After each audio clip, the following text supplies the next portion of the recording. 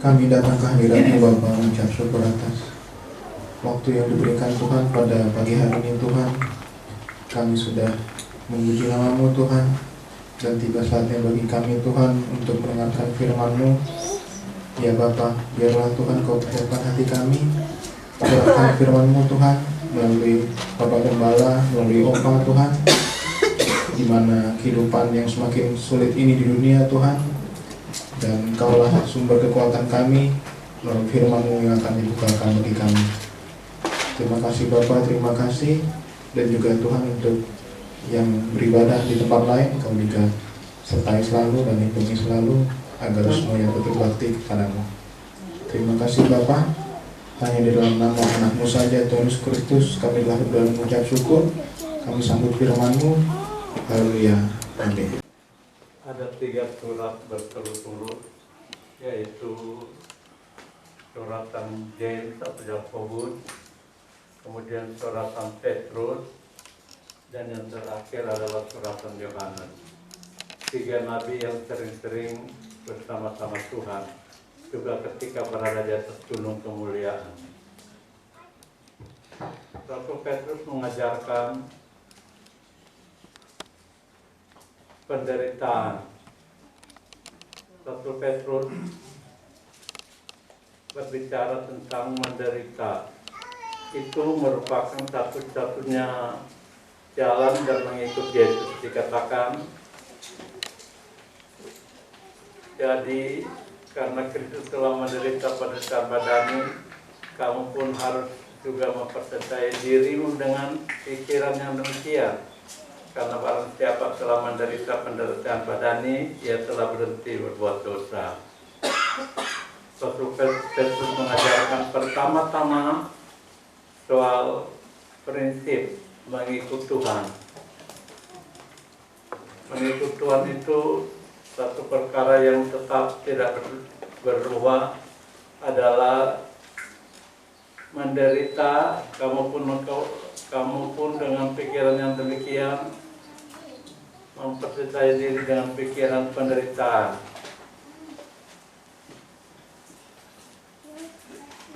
Kita baca 1 Petrus pasal 4. 1 Petrus pasal 4 ayat pertama sampai ayat 6.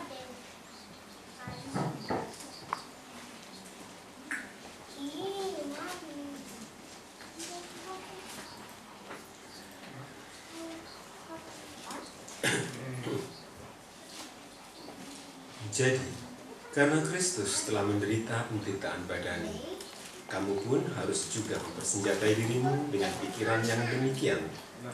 Karena barang siapa telah menderita penderitaan badani, ia telah berhenti berbuat dosa. Supaya waktu yang sisa jangan kamu pergunakan menurut keinginan manusia, tetapi menurut kehendak Allah. Sebab telah cukup banyak waktu kamu pergunakan untuk melakukan kehendak orang-orang yang tidak mengenal Allah. Kamu telah hidup dalam rupa-rupa hawa nafsu, keinginan, kemabukan, pesta pora, perjamuan minum, dan penyembahan berhala yang terlarang. Sebab itu mereka heran bahwa kamu tidak turut mencemplungkan diri bersama-sama mereka di dalam kubangan ketidaksenonohan yang sama, dan mereka memfitnah kamu. Tetapi mereka harus memberi pertanggungan jawab kepada Dia yang telah siap sedia menghakimi orang yang hidup dan yang mati. Itulah sebabnya maka Injil telah diberitakan juga kepada orang-orang mati, supaya mereka sama seperti semua manusia dihakimi secara badani, tapi oleh Roh dapat hidup menurut kehendak Allah. Rasul Petrus mengajarkan soal prinsip. Pertama-tama mempersenjatai diri dengan pikiran yang demikian. Pikiran yang mana? Pikiran yang menjadi contoh Tuhan telah menderita penderitaan badani. Penderitaan badani itu mutlak bagi kehidupan Kristen. Saat itu kehidupan itu berhenti berbuat dosa. Penderitaan badani maksudnya supaya kita berhenti berbuat dosa. Supaya waktu yang sisa jangan kamu pergunakan menurut keinginan manusia, tapi menurut kehendak Allah. penderitaan itu mutlak bagi seorang Kristen. Rasul Paulus mengajarkan kepada kita untuk hidup sesuai dengan prinsip Tuhan, mau menderita secara badani. Sebab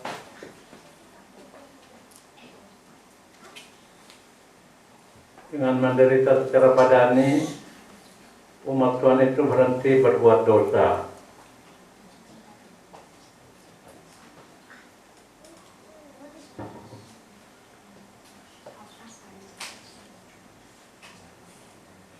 Roma pasal 9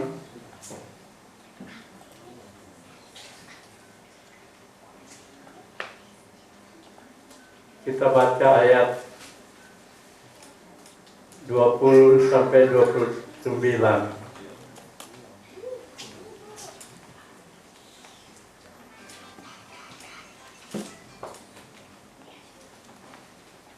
Siapakah kamu, hai manusia, maka kamu membantah Allah? Dapatkah yang dibentuk berkata kepada yang membentuknya, mengapakah engkau membentuk aku demikian? Apakah tukang beliau tidak mempunyai hak atas tanah beriuknya, tanah liatnya, untuk membuat dari gumpal yang sama suatu benda untuk dipakai guna tujuan yang mulia, dan suatu benda lain untuk dipakai guna tujuan yang biasa? Jadi, kalau untuk menunjukkan murkanya dan menyatakan kuasanya, Allah menaruh kesabaran yang besar terhadap benda-benda kemurkaannya yang telah disiapkan untuk kebinasaan, justru untuk menyatakan kekayaan kemuliaannya atas benda-benda belas kasihannya yang telah dipersiapkannya untuk kemuliaan, yaitu kita, yang telah dipanggilnya bukan hanya dari antara orang Yahudi, tapi juga dari antara bangsa-bangsa lain.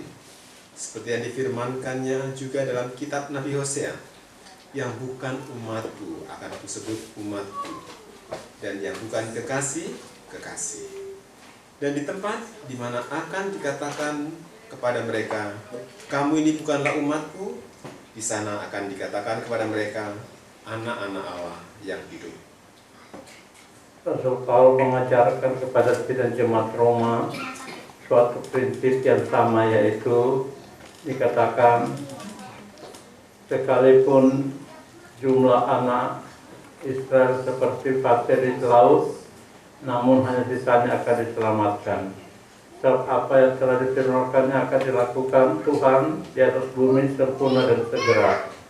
Dan seperti yang dikatakan Yesaya sebelumnya, tadinya Tuhan SWT tidak meninggalkan kepada kita keturunan, kita sudah menjadi seperti Sodom dan Gomora. Rasul Petrus mengajarkan pertama-tama orang Kristen itu harus memiliki prinsip sebagaimana Kristus menderita secara badani, kamu pun harus juga memperjantai dirimu dengan pikiran yang demikian. Rasul Petrus mengajarkan kepada sidang jemaat untuk mencontoh penderitaan Kristus. Kristus menderita untuk keselamatan manusia. Maka kita juga dituntut mau menderita untuk keselamatan sesama. Pada prinsip yang kedua, di situ Rasul Paulus menunjukkan apa yang sebenarnya dia maksudkan, yaitu hidup sebagai orang Kristen adalah hidup menurut penderitaan, hidup yang penuh penderitaan. 1 Petrus 4 ayat 7 sampai ayat 7 sampai ayat 11, silakan. Kesudahan segala sesuatu sudah dekat. Karena itu kuasailah dirimu dan jadilah tenang, supaya kamu dapat berdoa. Tapi yang terutama, kasihilah sungguh-sungguh seorang akan yang lain, sebab kasih menutupi banyak sekali dosa. Berilah tumpangan seorang akan yang lain dengan tidak bersungut-sungut. Layanilah seorang akan yang lain sesuai dengan karunia yang telah diperoleh tiap-tiap orang sebagai pengurus yang baik dari kasih karunia Allah. Jika ada orang yang berbicara, baiklah ia berbicara sebagai orang yang menyampaikan firman Allah. Jika ada orang yang melayani, baiklah ia melakukannya dengan kekuatan yang dianugerahkan Allah, supaya Allah dimuliakan dalam segala sesuatu karena Yesus Kristus. Ialah yang mempunyai kemuliaan dan kuasa sampai selama-lamanya. Amin. Rasul Petrus mengajarkan kepada umat Kristiani, pengikut-pengikut Yesus, yaitu hidup sebagai orang Kristen, hidup mau menderita di dalam melayani. Yang benar adalah menderita sebagai seorang pelayan. Seorang pelayan itu dikatakan menguasai dirinya dan jadilah tenang terus supaya kamu dapat berdoa. Ketenangan itu memberikan kesempatan kita untuk bisa berdoa. Tapi kemudian Rasul Petrus menyatakan, kasihlah sungguh-sungguh seorang kepada yang lain, sebab kasih menutup banyak sekali dosa. Berilah tumpangan seorang yang lain, seorang serta akan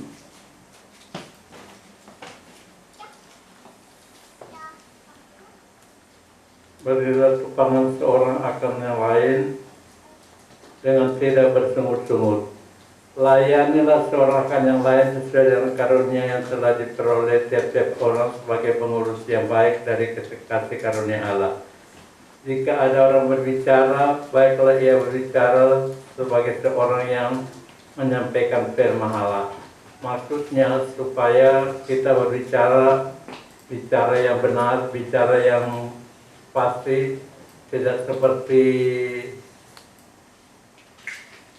banyak orang berbicara ditandai dengan kebohongan. Semakin banyak berkata-kata, semakin banyak kebohongan. Setiap perkataan itu dikatakan seperti seorang memberita firman, supaya berkata-kata tidak sembarangan, sebab setiap perkataan itu dituntut oleh Tuhan.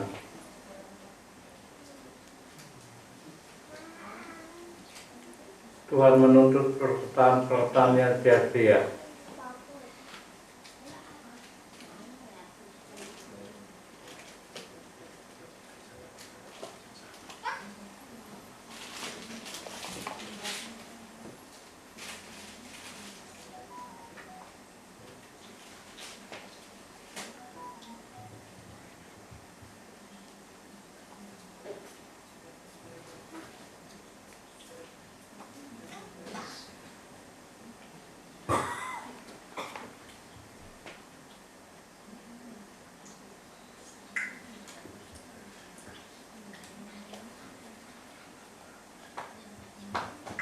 Rasul Petrus mengajarkan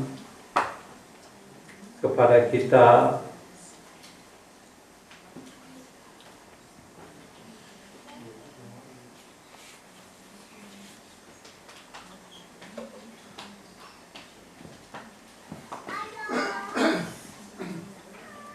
pertama-tama berprinsip untuk mau menderita, sebab sebagai seorang Kristen mengikut Tuhan itu ditandai dengan penderitaan. Bahkan Rasul Paulus rela menekankan kehidupannya untuk menderita supaya dia beroleh keselamatan. 1 Korintus pasal 9 ayat 26 dan 27.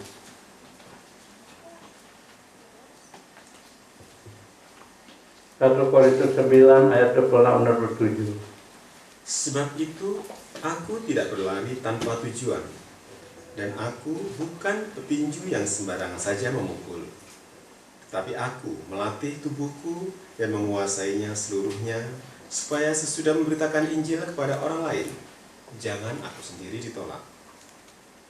Rasul Paulus mengatakan kepada sidang jemaat Korintus, tetapi aku melatih tubuhku. Dalam bahasa lain dikatakan, aku menguasai tubuhku, menekankan tubuh itu untuk melakukan apa yang diajarkan firman. Rasul Petrus mengajarkan, pertama-tama kita harus berpikiran sebagai seorang Kristen yang benar. Dikatakan, karena Kristus telah menderita penderitaan badani, kamu pun harus demikian. Kamu pun juga mempercayai dirimu dengan pikiran demikian. Berpikir mau menderita secara badani menurut seperti apa yang katakan Tuhan, bukan menderita sebagai pencuri atau menderita sebagai orang jahat, tapi menderita sebagai pengikut Kristus. Itu Rasul Paulus tekankan, Rasul Petrus tekankan pada suratan Petrus 1 pasal 4 ayat 12 dan sampai dengan 16. Silakan. 1 Petrus 4 pasal 12 sampai 16, 9 sampai 19.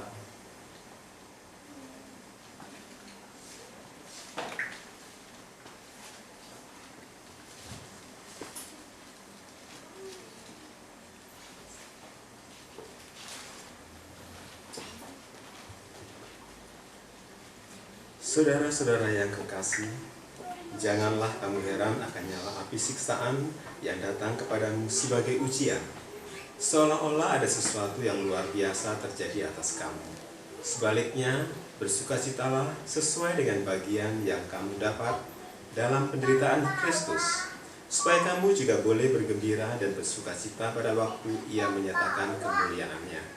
Berbahagialah kamu jika kamu dinista karena nama Kristus, sebab roh kemuliaan, yaitu roh Allah, ada padamu. Janganlah ada di antara kamu yang harus menderita sebagai pembunuh, atau pencuri, atau penjahat, atau pengacau.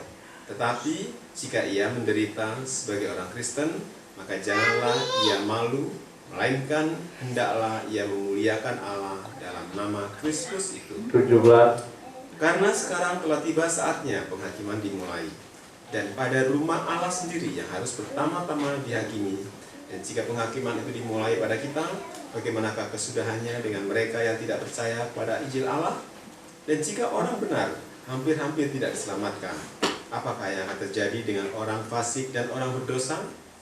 Karena itu baiklah juga mereka yang harus menderita karena kehendak Allah, menyerahkan jiwanya dengan selalu berbuat baik kepada Pencipta yang setia. Dikatakan, Prophet katakan, karena itu baiklah juga mereka yang harus menderita karena kehendak Allah,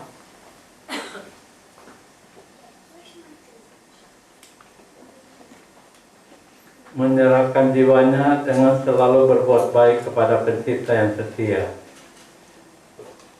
Rasul Petrus dikenal dengan rasul yang menekankan soal penderitaan. Suratan Petrus itu penderitaan. Sebagai orang-orang pengikut Kristus, pertama-tama dikatakan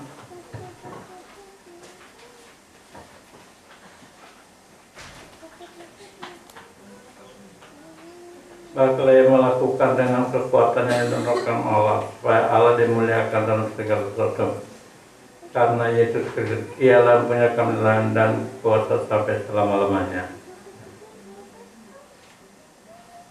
Rasul Petrus mengajarkan untuk sebagai kehidupan Kristen harus mau menderita, bukan sebagai pembunuh, bukan sebagai dikatakan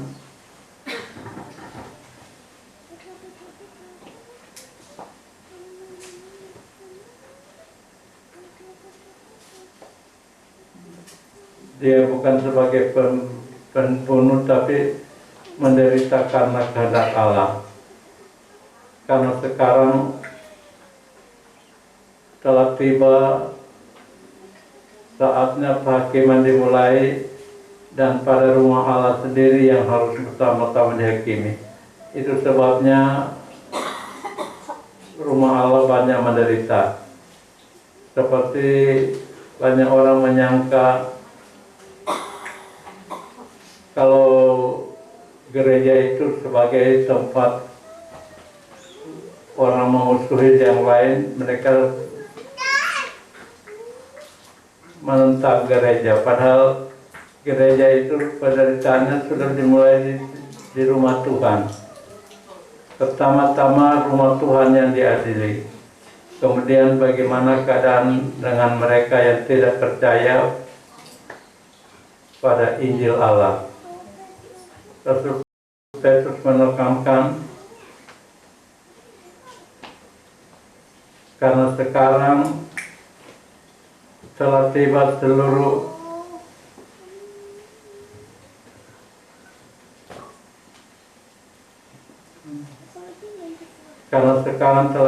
saatnya penghakiman dimulai, dan pada rumah Allah sendiri yang harus pertama-tama dihakimi. Sebab itu banyak tantangan bagi rumah Tuhan, bagi pekerjaan Tuhan, bagi pelayanan Tuhan, banyak tantangan. Karena itu memang firman Allah katakan pertama-tama dan sekarang telah terjadi penghakiman buat rumah Allah. Rumah Allah sendiri yang harus pertama-tama dihakimi. Itu sebabnya banyak yang menentang, banyak yang tidak menyukai. Bukan karena gerejanya, tapi memang karena sudah difirmankan Tuhan begitu, bahwa penghakiman dimulai dari rumah Tuhan.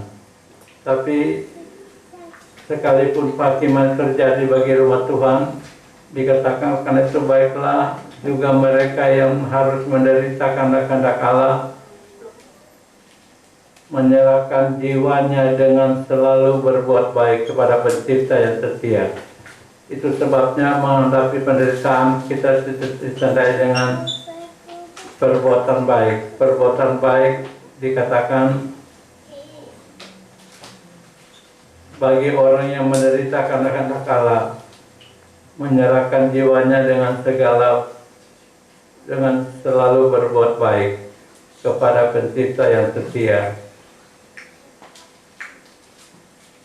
Rasul Petrus dalam suratnya yang pertama ini menekankan, karena itu sebagaimana Kristus menderita penderitaan badani, kamu pun harus juga mempersenjatai dirimu dengan pikiran yang demikian. Jadi sebagai anak Tuhan, sebagai orang-orang yang percaya pada Kristus, menetapkan diri mau menderita secara badani oleh karena Tuhan, bukan karena berbuat kesalahan, berjahat, pembunuh, bukan, tapi karena kehidupan Kristen yang benar, karena pengikutan kepada Tuhan yang benar. Rasul Petrus katakan, saudara-saudara yang kekasih, janganlah kamu heran akan nyala api siksaan yang datang kepadamu sebagai ujian, seolah-olah ada sesuatu yang luar biasa terjadi atas kamu. Rasul Petrus mengatakan, jangan heran dengan nyala api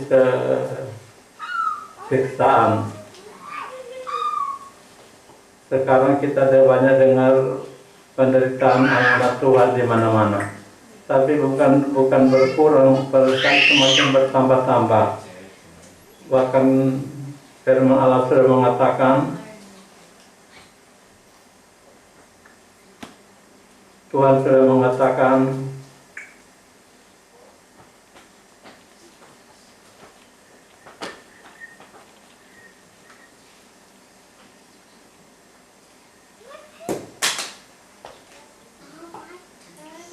Wahyu pasal 6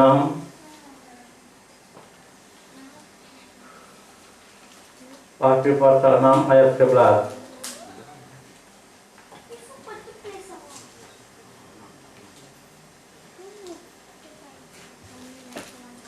Dan kepada mereka masing-masing diberikan sehelai jubah putih, dan kepada mereka dikatakan bahwa mereka harus beristirahat sedikit waktu lagi, hingga genap jumlah kawan-kawan pelayan dan saudara-saudara mereka yang akan dibunuh sama seperti mereka.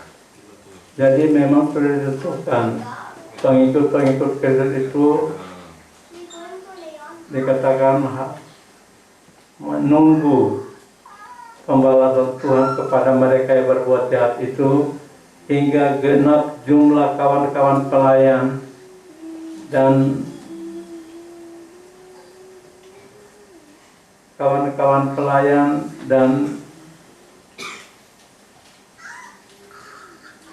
saudara-saudara mereka yang akan dibunuh sama seperti mereka.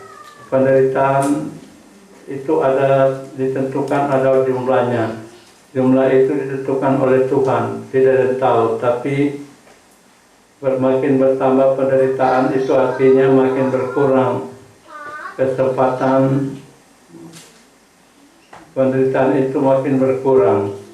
Karena apa? Karena pembunuhan itu dikatakan ada jumlah yang ditentukan oleh Tuhan. Dan Tuhan memang menentukan sesuatu menurut jumlahnya, menurut kehendaknya.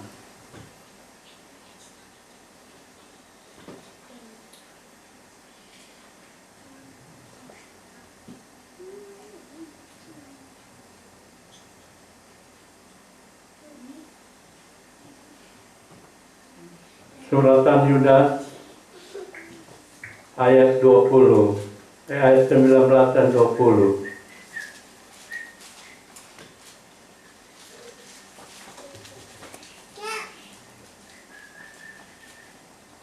Mereka adalah pemecah belah yang dikuasai hanya oleh keinginan-keinginan dunia ini dan yang hidup tanpa Roh Kudus. Ayat 20. Tetapi kamu, saudara-saudaraku yang kekasih, bangunlah dirimu sendiri di atas dasar imanmu yang paling suci dan berdoalah dalam Roh Kudus. 21. Peliharalah dirimu demikian dalam kasih Allah sambil menantikan rahmat Tuhan kita Yesus Kristus untuk hidup yang kekal. 22. Tunjukkanlah belas kasihan kepada mereka yang ragu-ragu. 23. Selamatkanlah mereka dengan jalan merampas mereka dari api, tetapi tunjukkanlah belas kasihan yang disertai ketakutan kepada orang-orang lain juga, dan bencilah pakaian mereka yang dicemarkan oleh keinginan-keinginan dosa. Rasul Paulus menegaskan tentang penderitaan. Pengikut-pengikut Kristus itu menderita.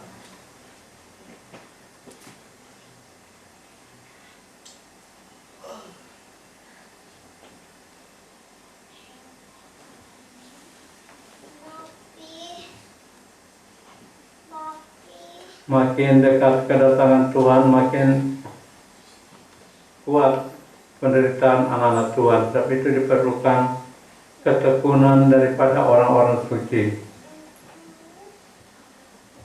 Dikatakan, dan jika orang benar hampir-hampir tidak diselamatkan, apakah yang akan terjadi dengan orang yang fasik dan orang yang berdosa?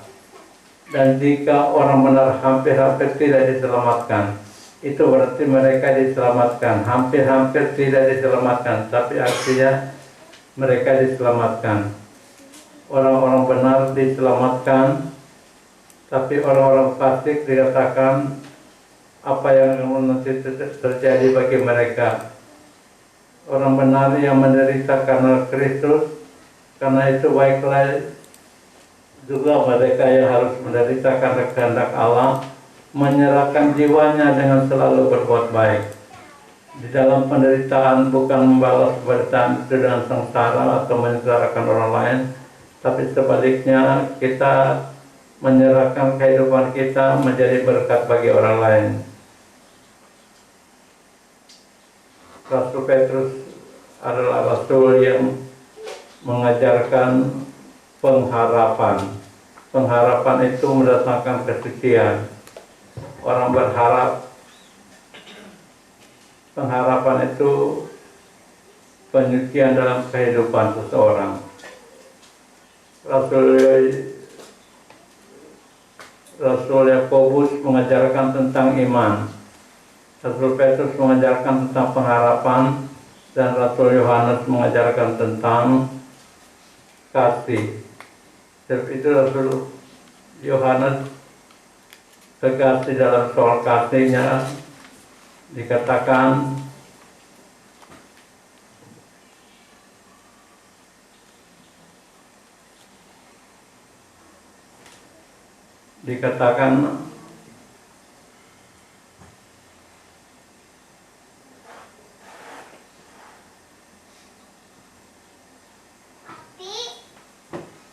Satu Yohanes pasal 4 kita baca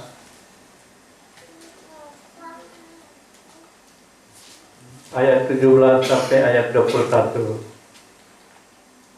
Ayat 17 sampai ayat 21. Dalam hal inilah kasih Allah sempurna di dalam kita, yaitu kalau kita mempunyai keberanian percaya pada hari penghakiman, karena sama seperti Dia, kita juga ada di dalam dunia ini. 18. Di dalam kasih tidak ada ketakutan. Kasih yang sempurna melenyapkan ketakutan. Sebab ketakutan mengandung hukuman, dan barang siapa takut, ia tidak sempurna di dalam kasih. 19. Kita mengasihi karena Allah lebih dahulu mengasihi kita. Jikalau seorang berkata, aku mengasihi Allah, dan ia membenci saudaranya, maka ia adalah pendusta. Karena barang siapa tidak mengasihi saudaranya yang dilihatnya, tidak mungkin mengasihi Allah yang tidak dilihatnya. Dan perintah ini kita terima dari Dia, barang siapa mengasihi Allah, ia harus juga mengasihi saudaranya. Rasul Yohanes mengajarkan tentang kasih. Rasul Petrus mengajarkan tentang pengharapan atau penyucian, yaitu kamu pun harus juga mempercayai dirimu dengan pikiran yang demikian, pikiran rela menderita karena Tuhan. Karena Rasul Petrus tekankan kehidupan Kristen adalah kehidupan penderitaan. Pengikut-pengikut Kristus adalah pengikut-pengikut yang memiliki kerelaan untuk menderita karena Tuhan. Dikatakan oleh Rasul Petrus, saudara-saudara yang kekasih, janganlah kamu heran akan nyala api yang siksaan yang datang padamu sebagai ujian, seolah-olah ada sesuatu yang luar biasa terjadi atas kamu. Rasul Petrus mengatakan, jangan heran akan nyala api siksaan. Penderitaan anak-anak Tuhan itu semakin hari semakin bertambah-tambah menjelang kedatangan Tuhan. Menjelang kedatangan Tuhan kedua kali, yang Zakaria katakan akan berjejak di Bukit Zaitun.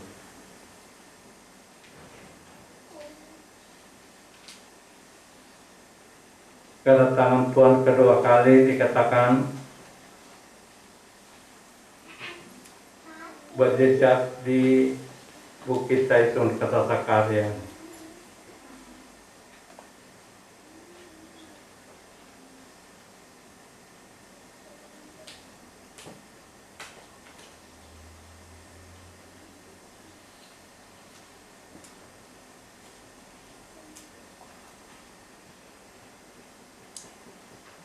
Zakaria 14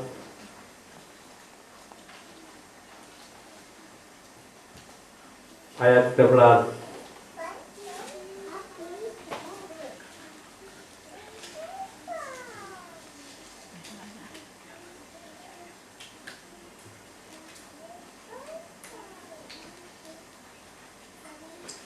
Orang akan menetap di dalamnya, sebab penumpasan tidak akan ada lagi, dan Yerusalem akan tetap aman. Kita baca ayat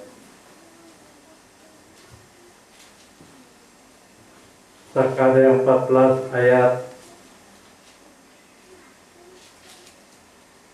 2 mulai.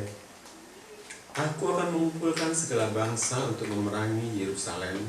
Kota itu akan direbut, rumah-rumah akan dirampoki, dan perempuan-perempuan akan ditiduri.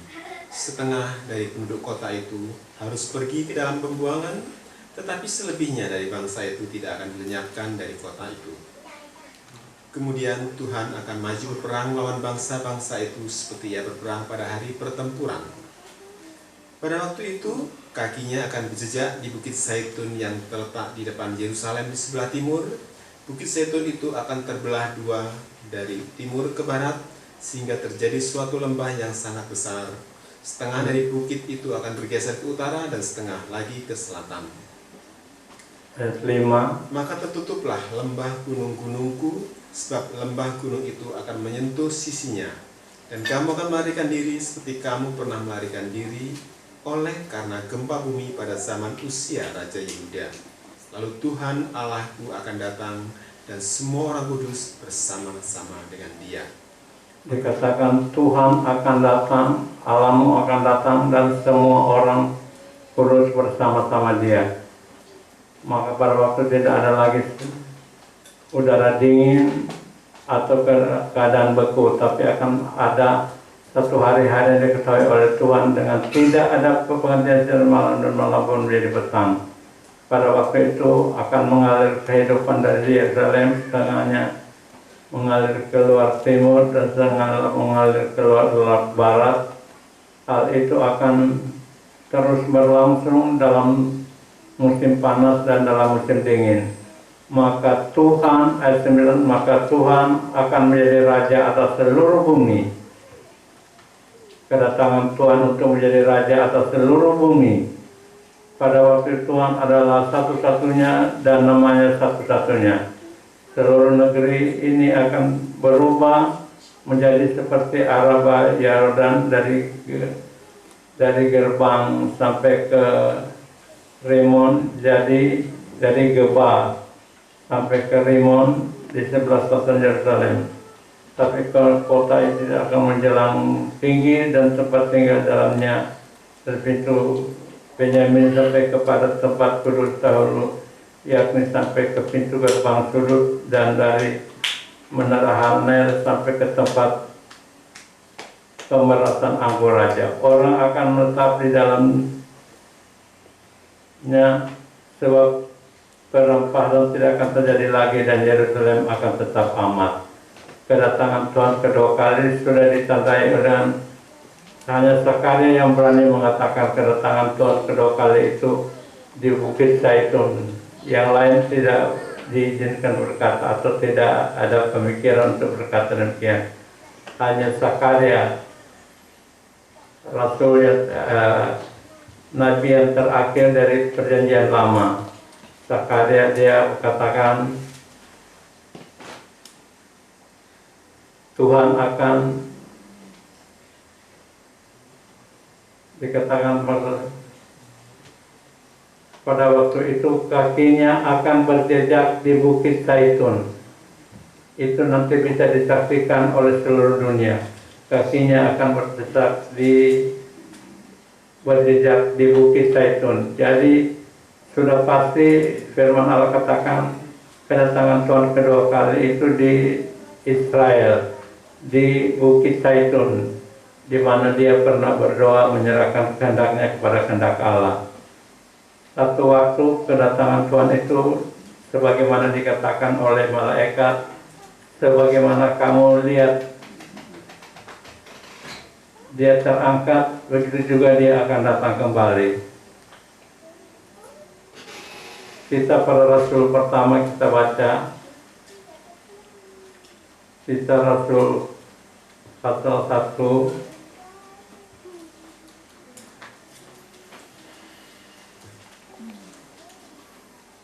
bentar.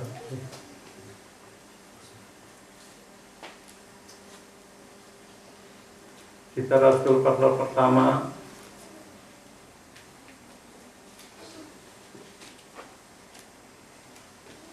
ayat 6 sampai dengan ayat 11. Kisah Rasul 1 ayat 6 sampai 11. Maka bertanyalah mereka yang berkumpul di situ, Tuhan, maukah Engkau pada masa ini memulihkan kerajaan bagi Israel? Jawabnya, engkau tidak perlu mengetahui masa dan waktu yang ditetapkan Bapa sendiri menurut kuasanya. Tetapi kamu akan menerima kuasa kalau Roh Kudus turun ke atas kamu, dan kamu akan menjadi saksiku di Yerusalem dan seluruh Yudea dan Samaria dan sampai di ujung bumi. Sesudah ia mengatakan demikian, terangkatlah ia disaksikan oleh mereka, dan awan menutupnya dari pandangan mereka. Ayat 10. Ketika mereka sedang menatap ke langit waktu ia naik itu, tiba-tiba berdirilah dua orang yang berpakaian putih dekat mereka, dan berkata kepada mereka, "Hai orang-orang Galilea, mengapakah kamu berdiri melihat ke langit? Yesus ini yang terangkat ke surga meninggalkan kamu, akan datang kembali dengan cara yang sama seperti kamu melihat dia naik ke surga." Hal yang sama nanti terjadi di atas bukit Zaitun, bukit di mana Tuhan pernah bergumul menyerahkan kehendaknya kepada kehendak Allah. Di atas bukit itulah kedatangannya yang kedua kali dikatakan menjajakan diri. Nabi Zakaria sudah menyatakan jelas kedatangan Tuhan itu tidak di mana-mana tapi di Bukit Zaitun. Bukit Zaitun itu di sana di negara Israel.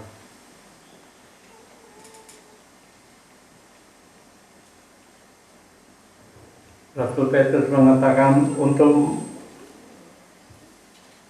menjelang kedatangan Tuhan itu kita harus menjadi orang-orang yang dikatakan diselamatkan, orang-orang yang diselamatkan.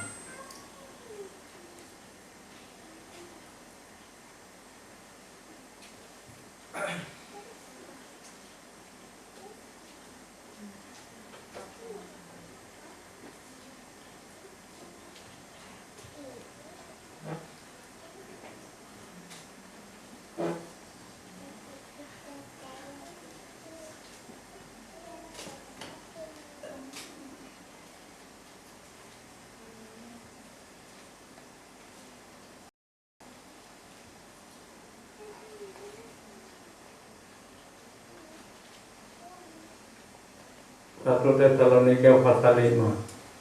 1 Tesalonika pasal 5. Kita baca ayat pertama sampai ayat yang ke-11.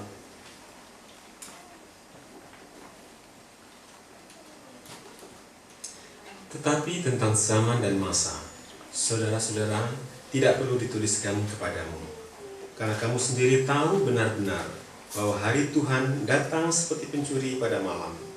Apabila mereka mengatakan semuanya damai dan aman, maka tiba-tiba mereka ditimpa oleh kebinasaan seperti orang perempuan yang hamil ditimpa oleh sakit bersalin. Mereka pasti tidak akan luput. Tetapi kamu, saudara-saudara, kamu tidak hidup di dalam kegelapan, sehingga hari itu tiba-tiba mendatangi kamu seperti pencuri. Karena kamu semua adalah anak-anak terang dan anak-anak siang. Kita bukanlah orang-orang malam atau orang-orang kegelapan. Sebab itu, baiklah, jangan kita tidur seperti orang-orang lain, tetapi berjaga-jaga dan sadar. Sebab mereka yang tidur waktu malam, dan mereka yang mabuk waktu malam. Tetapi kita yang adalah orang-orang siang, baiklah kita sadar, berbaju sirahkan iman dan kasih, dan berketopongkan pengharapan keselamatan. Karena Allah tidak menetapkan kita untuk ditimpa murka, tetapi untuk beroleh keselamatan oleh Yesus Kristus Tuhan kita, yang sudah mati untuk kita, supaya entah kita berjaga-jaga, entah kita tidur, kita hidup bersama-sama dengan Dia. Karena itu, nasihatilah seorang akan yang lain, dan saling membangunlah kamu, seperti yang memang kamu lakukan. Rasul Paulus berkata kepada jemaat Tesalonika supaya berjaga-jaga. Karena itu, nasihatilah seorang kepada akan yang lain, dan saling membangunlah kamu, seperti yang memang kamu lakukan.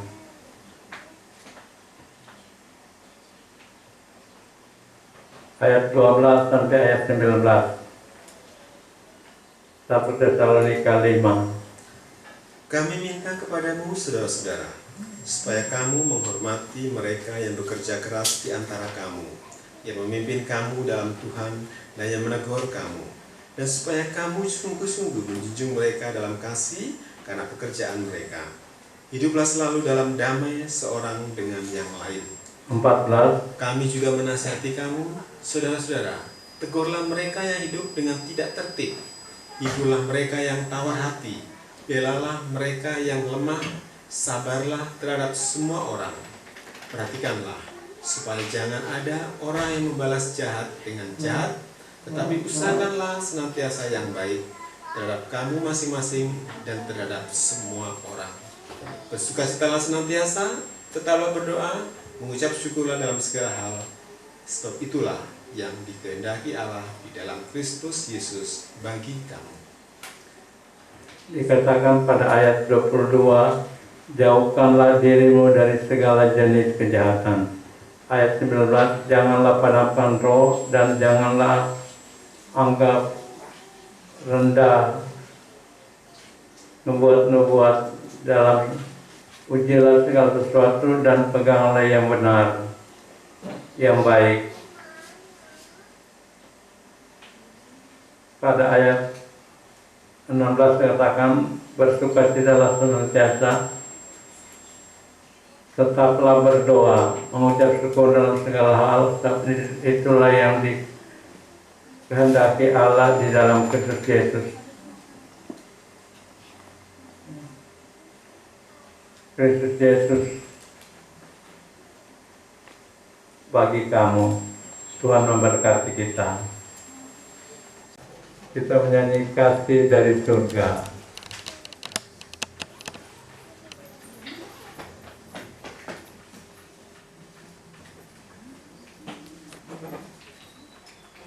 Kita bangkit berdiri.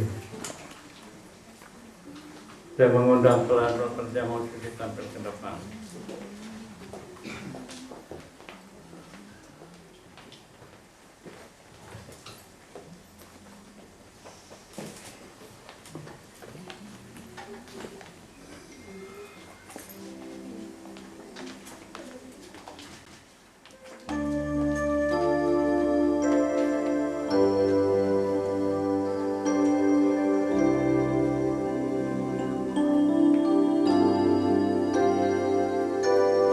Kasih dari surga memenuhi tempat ini. Kasih dari Bapa surgawi.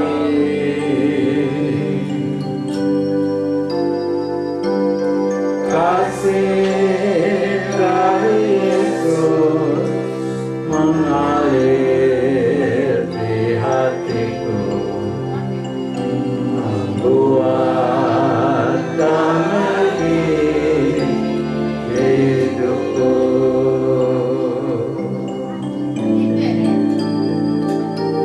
Mengalir kasih dari tempat tinggi, mengalir kasih dari harta Allah, mengalir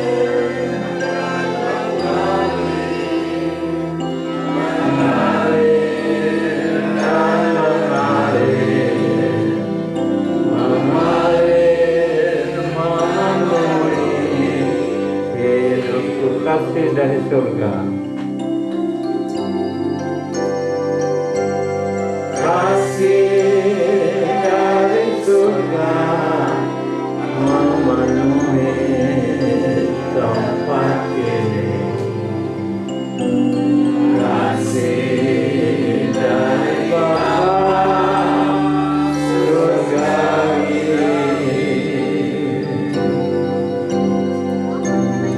Kasih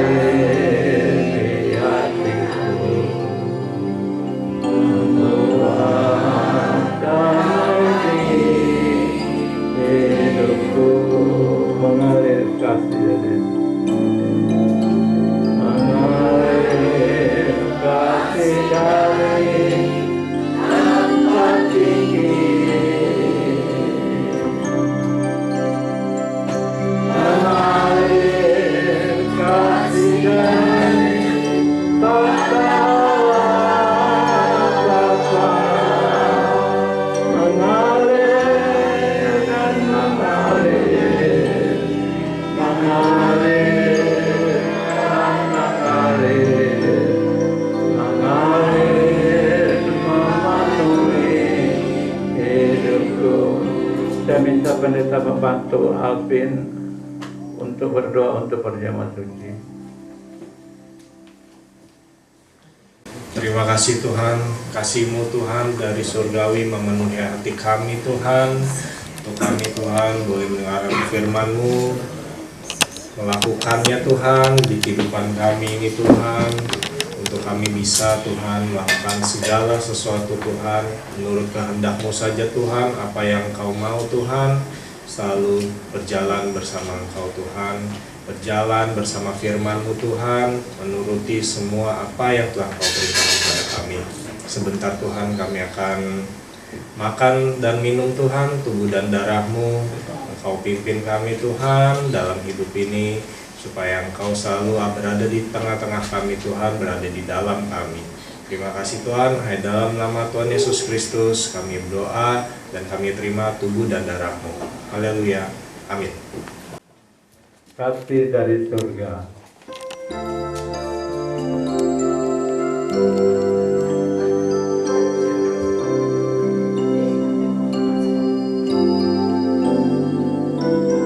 Kasih dari surga. Kasih dari surga memenuhi tempat ini. Kasih dari tempat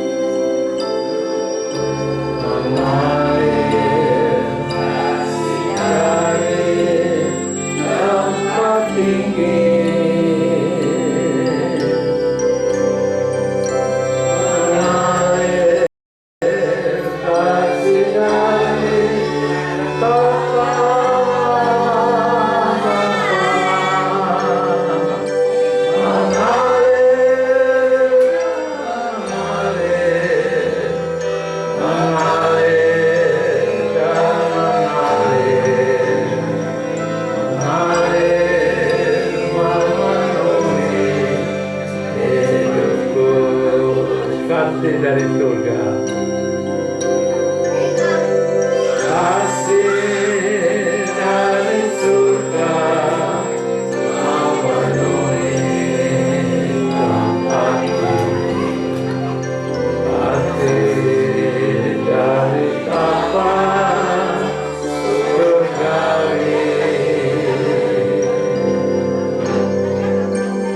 Kasih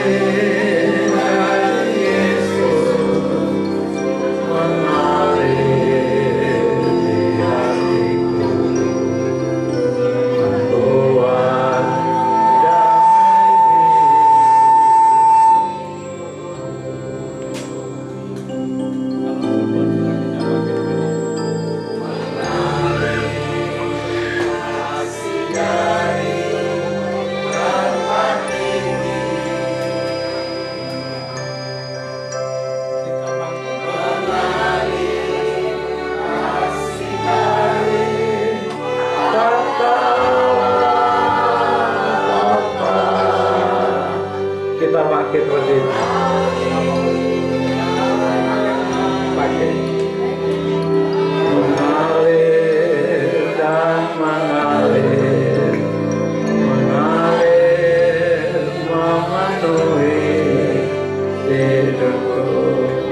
Kita angkat tubuh Tuhan dengan tangan kanan kita. Kita dengarkan pembacaan firman Tuhan. Sebab apa yang telah aku teruskan kepadamu telah aku terima dari Tuhan, yaitu Bapa Tuhan Yesus pada malam waktu ia diserahkan mengambil roti, dan sesudah itu ia mengucap syukur atasnya, ia memecah-mecahkan dan berkata, inilah tubuhku yang diserahkan bagi kamu. Perbuatlah ini menjadi peringatan akan aku. Kita makan tubuh Tuhan dalam percaya dalam nama Tuhan Yesus Kristus.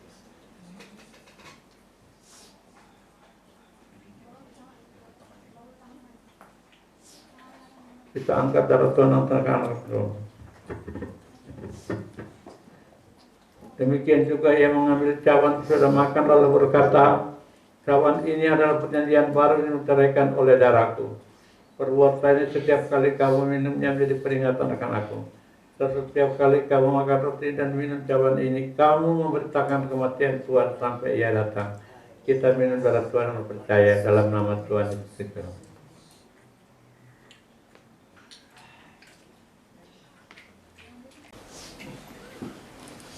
Haleluya, haleluya, haleluya. Terima kasih ya Tuhan Yesus Kristus. Engkau datang ke dunia ini ya Tuhan, menjadikan kami pengikut-Mu Tuhan, sebagai orang-orang yang percaya, sebagai orang-orang Kristen Tuhan. Kami akan menerima perintah-Mu Tuhan, apa yang Kau kehendaki ya Tuhan. Memang kami sekalian Tuhan akan menderita oleh karena nama-Mu ya Tuhan. Tetapi kami percaya Tuhan bahwa Engkau adalah juru selamat kami. Kami menjadikan Engkau sebagai Tuhan untuk menyelamatkan kehidupan kami di dunia ini Tuhan. Terima kasih ya Tuhan Yesus. Kami harus menderita, memikul salib-Mu Tuhan, untuk melakukan pekerjaan-Mu dan hidup di dalam Engkau Tuhan. Oleh karena Engkau bermaksud untuk menyelamatkan kami semua Tuhan, maka kami harus melalui segala penderitaan Tuhan. Tetapi penderitaan itu tidak melampaui kekuatan kami ya Tuhan. Terima kasih atas firman. Terima kasih Tuhan, Kau telah memakai hamba-Mu Bapak Gembala kami untuk mengingatkan kami senantiasa bagaimana kami harus hidup Tuhan. Hidup berkenan kepada Engkau saja ya Tuhan. Terima kasih ya Tuhan Yesus, terima kasih. Oleh karena itu Engkau memelihara kekuatan tubuh jasmani kami, terutama Bapak Gembala kami Tuhan, supaya dapat melakukan pekerjaan-Mu Tuhan dengan baik ya Tuhan. Terima kasih ya Tuhan, terima kasih. Menjauhkan kami dari segala mara bahaya Tuhan, segala yang tidak kami inginkan Tuhan. Biarlah hidup kami senantiasa damai dengan Engkau Tuhan. Dan tubuh dan darah-Mu Tuhan membuat kehidupan kami akan bersama-sama dengan Engkau Tuhan. Terima kasih Tuhan, terima kasih. Hanya di dalam nama Tuhan Yesus Kristus kami panjatkan doa kami serta ucapan syukur. Haleluya. Amin.